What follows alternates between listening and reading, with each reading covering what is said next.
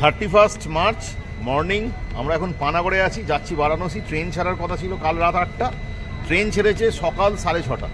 কোথা থেকে? হাওড়া থেকে। এটা আবার আমাদের তো 1 2 3 3 এই ইঞ্জিনের নাম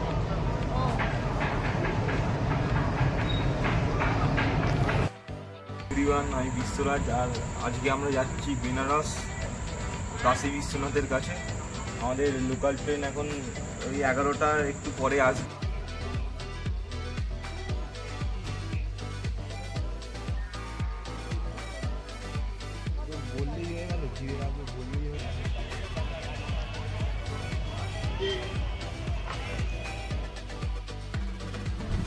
হ্যালো এভরিওয়ান, একটা নতুন সুন্দর ব্লগে সবাইকে স্বাগত জানাচ্ছি। আমি মৌসুমি। আজকে আমরা সবাই মিলে বেরিয়ে পড়েছি।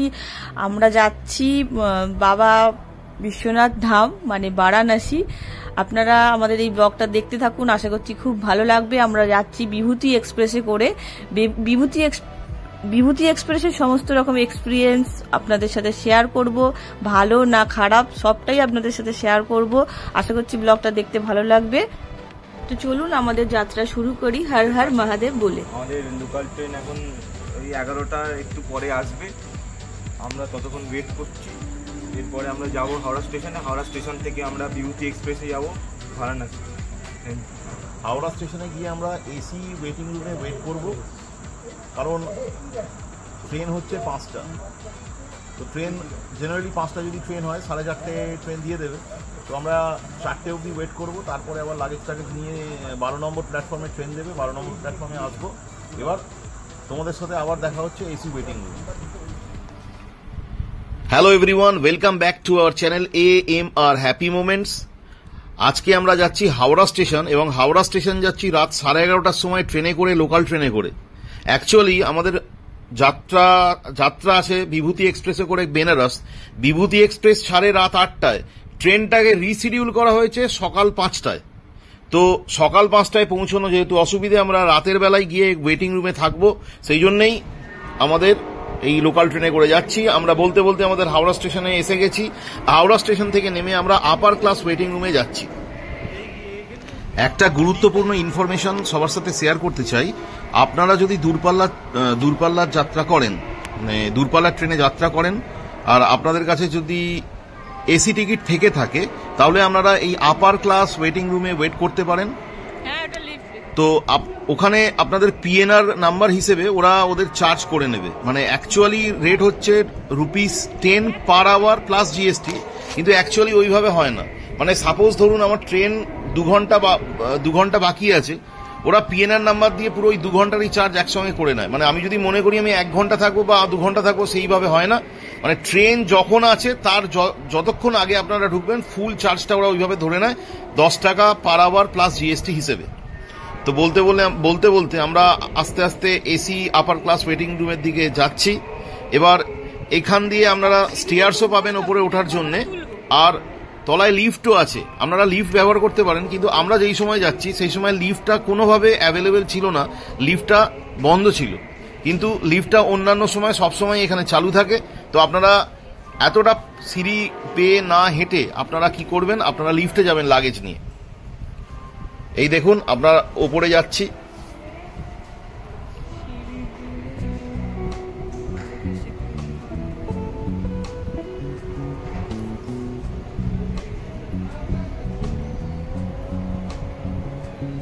এই বলতে বলতে আমরা একদম ওয়েটিং রুমের কাছাকাছি চলে এসেছি। এই ওয়েটিং রুমের এন্ট্রি পয়েন্ট একদম লেফট সাইডে এদের কাউন্টার আছে, একদম লেফট সাইডে। হ্যাঁ, এই দেখুন, এটা হচ্ছে ওদের কাউন্টার। এখানে ওরা এই কম্পিউটারে PNR নাম্বার এন্ট্রি করে বলে দেবে যে পার হেড পার পার্সন কত টাকা চার্জ লাগবে। আর আমরা যখন ওয়েটিং রুমে ঢুকলাম তখন বাজে প্রায় রাত 12টা বাজে। এবং সেই সময় ওয়েটিং রুমে ঢোকার পরে আমি ওয়েটিং রুমের অবস্থা দেখে একটু অবাকই হলাম, কারণ প্রত্যেকেই রাতের বেলা যা হয়, একটা সিট একজনের অ্যালটেড, সবাই 3খানা সিট নিয়ে কেউ ঘুমাচ্ছে, কেউ রেস্ট করছে। এটা নর্মাল ব্যাপার, রাতের ব্যাপার, তো সবারই ঘুম পেয়েছে। দেখুন আপনারা একটু ওয়েটিং রুমটা দেখুন, রাতের ব্যাপার, সবার ঘুম পেয়েছে, সবাই তাই একটা সিট অ্যালটমেন্ট থাকলেও যে যতটা পারছে একটু বিশ্রাম নিয়ে নিচ্ছে। তো আমরা ঢোকার পর এমনই অবস্থা যে আমাদের খারাপও লাগছিল। আমাদের ওই ওদের অফিসিয়ালসদের ডেকে আমাদের সিটের ব্যবস্থা করতে হয়েছিল, কারণ একটাও সিট পাওয়া যাচ্ছিল না। কারণ আপনাদের যা বললাম যে একটা সিটে একজনকে অ্যালট করে সে যদি 3টে সিট দখল করে থাকে তো জেনারেলি অন্য প্যাসেঞ্জারদের অসুবিধা হয়, কিন্তু কিছু বলার নেই, এটা রাতের বেলা তো সবার ঘুম পেয়ে গেছিল। এই একবার ওয়েটিং রুমের ভেতরের ব্যাপার অ্যাম্বিয়েন্সটা আপনারা দেখে নিন।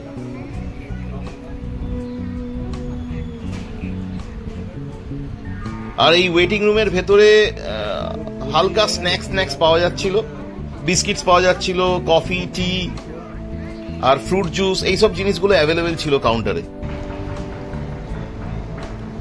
আমাদের ট্রেন অ্যাকচুয়ালি ছিল রাত 8টা, সেটাকে রিশিডিউল করে করা হয়েছিল ভোর 5টা।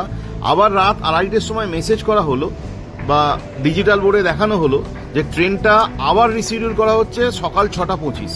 যাই হোক, আমরা খুব টেনশনে ছিলাম, যদি সকাল 6:25-এর পর ট্রেনটাকে আবার রিশিডিউল করা হয় তাহলে আমরা আদৌ পৌঁছতে পারবো কি পারবো না বা কখন পৌঁছাবো।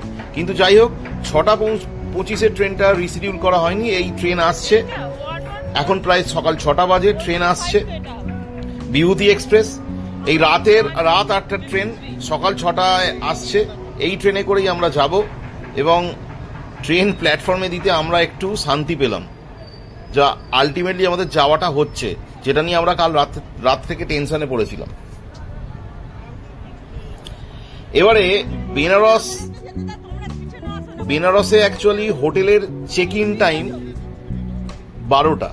তো আপনাদের জেনারেলি যদি ঠিকঠাক চেক ইন টাইমে আপনারা হোটেলে যেতে চান তো আপনাদের জেনারেলি রাতের ট্রেনে যাওয়াই ভালো। এবার রাতের ট্রেন বলতে ডাইরেক্ট ট্রেন দুটো, একটা হচ্ছে অমৃতসর মেল আর একটা হচ্ছে বিভূতি এক্সপ্রেস। তারপরেও কিছু ট্রেন আছে যেমন তারপরে দুন এক্সপ্রেস আছে, হিমগিরি এক্সপ্রেস আছে, এইগুলো আরো অনেক দেরি করে পৌঁছায়, মানে আপনাদের পৌঁছতে দেরি হয়ে যাবে। তো বেস্ট অপশন যদি আপনারা ডাইরেক্ট যেতে চান বিভূতি এক্সপ্রেস বা অমৃতসর মেল। কিন্তু আমাদের বিভূতি এক্সপ্রেসের এই টাইমিং নিয়ে যা অভিজ্ঞতা হলো সেটা নিয়ে আপনারাও একটু বিভূতি এক্সপ্রেস বুক করার আগে একবার ভেবে দেখবেন। কারণ বেনারস আপনি ডাইরেক্ট না গেলেও যদি অনেক ট্রেনের অপশন পাবেন, যদি আপনারা দীনদয়াল উপাধ্যায় স্টেশনে যান, সেই স্টেশনে আরো অনেক অপশন আছে। সেইখান থেকে আপনাদের 1 ঘন্টা 45 মিনিট থেকে 1 ঘন্টা আরেকটু অটো করে যেতে হবে, বেনারস চলে যাবেন, কোনো অসুবিধা নেই।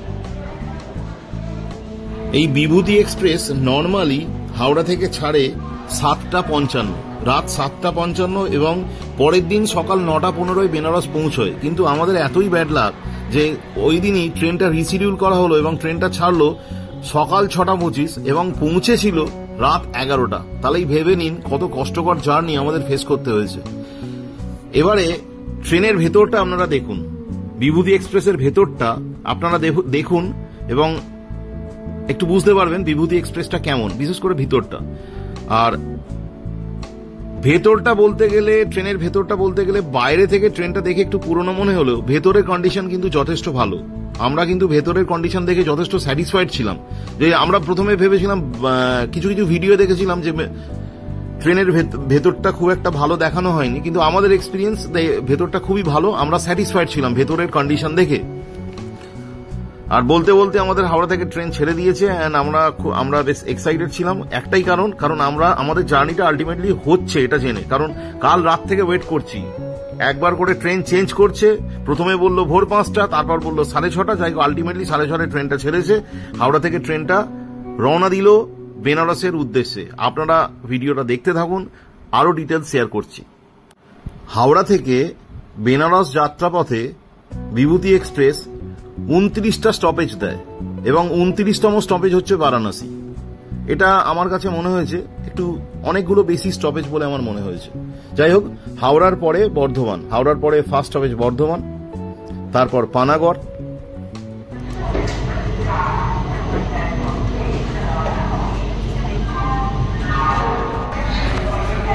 বলতে বলতে ট্রেন বর্ধমান ছেড়ে দিল। আমাদের নেক্সট স্টপেজ আসানসোল, বিভূতি এক্সপ্রেসের নেক্সট স্টপেজ আসানসোল। বর্ধমান ছেড়ে আমরা এগিয়ে যাচ্ছি। এই বিভূতি এক্সপ্রেসের ব্যাপারে একটা ইনফরমেশন শেয়ার করার আছে, সেটা হচ্ছে বিভূতি এক্সপ্রেসে কোনো প্যান্ট্রি কার নেই, কিন্তু সাইড প্যান্ট্রি আছে। আমরা ট্রেনের মধ্যে ভেন্ডার্সরা যেই খাবার সেল করছিল সেইগুলো নিইনি, আমরা অনলাইন IRCTC অ্যাপ থেকে ফুড অর্ডার করেছিলাম খানা খাজানা আর হোম বাইটস থেকে। খানা খাজানা এবং হোম বাইটস থেকে অর্ডার করেছিলাম তো ব্রেকফাস্টও দুর্দান্ত ছিল আর লাঞ্চটাও বেশ ভালো ছিল, মানে নর্মালি ট্রেনে যেটা ডেলিভার করা হচ্ছিল তার থেকে আমাদের খাবারটা বেটার ছিল এবং আমরা খাবার নিয়ে বেশ স্যাটিসফাইড ছিলাম। গাড়ি দিতে পারি, বেডশিটটা গাড়ি দিতে পারি বলেছি, ওরা কমিয়ে দেবে একটু পরে।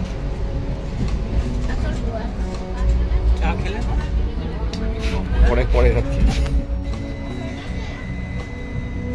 31 মার্চ মর্নিং আমরা এখন পানাগড়ে আছি, যাচ্ছি বারাণসী। ট্রেন ছাড়ার কথা ছিল কাল রাত 8টা, ট্রেন ছেড়েছে সকাল 6:30।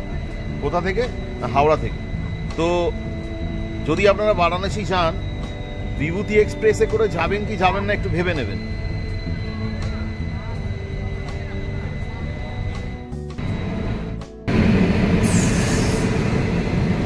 স্টেশন পানাগড়।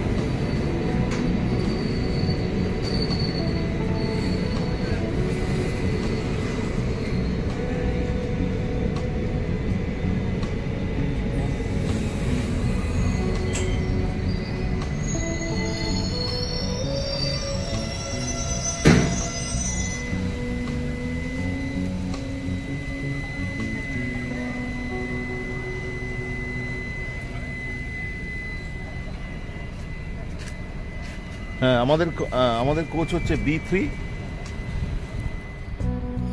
অ্যাট লাস্ট আমরা বেনারসে ঢুকছি, নদী ক্রস করছি, নোমোঘাট দেখা যাচ্ছে। কতটা ভিডিওতে বুঝতে পারা যাচ্ছে বলতে পারবো না, কিন্তু আমরা পরিষ্কারভাবে ট্রেনের উইন্ডো সাইড থেকে নোমোঘাট দেখতে পাচ্ছি এবং এটা দেখে আমরা খুব শান্তি পেলাম যে আলটিমেটলি আমাদের পৌঁছানোর কথা ছিল সকাল 9:30, সেখানে রাত 11:30 হলেও আমরা বেনারস পৌঁছলাম এবং আশা করি খুব ভালোভাবে বেনারস কাটাতে পারবো। আপনারা আমাদের ভিডিও দেখতে থাকুন, বেনারসের আরো অনেক ডিটেলস শেয়ার করব।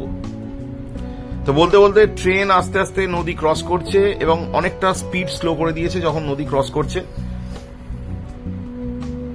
নদী ক্রস করে সিটিতে ট্রেনটা এন্টার করলো।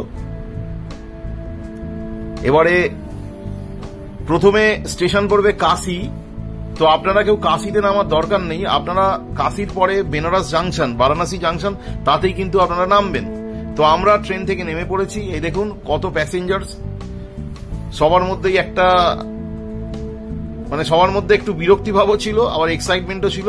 বিরক্তিভাব এই কারণেই তারা সবাই নিজেদের গন্তব্যস্থলে 15 থেকে 16 ঘন্টা লেট, আর এক্সাইটমেন্ট এই কারণে যে আলটিমেটলি তারা পৌঁছতে পেরেছে। এই হচ্ছে Benaras station, Varanasi junction station. Vibhuti express দাঁড়িয়ে আছে। আমরা বিভূতি এক্সপ্রেস থেকে নেমে স্টেশনের বাইরে যাব। বেনারস আমরা আগে কোনোদিন আসিনি, this is the first time. এটা প্রথমবার আমরা বেনারস আসছি। পুরী অনেকবার গেছি, কিন্তু বেনারস পুরীর থেকে ডিস্টেন্স খুব একটা বেশি নয়। পুরী যদি ট্রেনে 8 ঘন্টা লাগে, বেনারস হার্ডলি 12 ঘন্টা, 12.5 ঘন্টা, কিন্তু বেনারস আমাদের আসা হয়। এবার বেনারস থেকে বেরিয়ে আপনারা কিভাবে যাবেন কোনো চিন্তার কারণ নেই। বেনারস স্টেশনের বাইরে অটো, টোটো আর 4 হুইলার গাড়ি অ্যাভেলেবেল, আপনারা যেটা খুশি তাতেই যেতে পারেন। আমরা 2টো অটো নিয়েছিলাম, পার অটো নিয়েছিল 150 টাকা করে। আমাদের নামিয়েছিল গধুলিয়া চক, ঠিক গির্জা মোড়ের কাছে গধুলিয়া চকের কাছে নামিয়েছিল। গধুলিয়া চকের আগে কোনোভাবেই গাড়ি যাবে না, কারণ ওখানে রেস্ট্রিকশন, গাড়ি কোনোভাবেই যাবে না। তো আপনাদের গধুলিয়া চকেই নামতে হবে। এবার আমরা যেহেতু রাত্রি 11:30টার সময় বারাণসী জাংশনে নেমেছিলাম, সেহেতু হোটেলের জন্য আমাদের কোনো টেনশন নিতে হয়নি, কারণ আমাদের হোটেল আগে থেকে বুকিং করা ছিল। আমরা কোথায় হোটেল বুকিং করেছিলাম আর আমাদের হোটেল কেমন ছিল, এভরিথিং আপনাদের সাথে শেয়ার করব। আমাদের এই ব্লগগুলো দেখতে থাকুন, আশা করছি খুব ভালো লাগবে।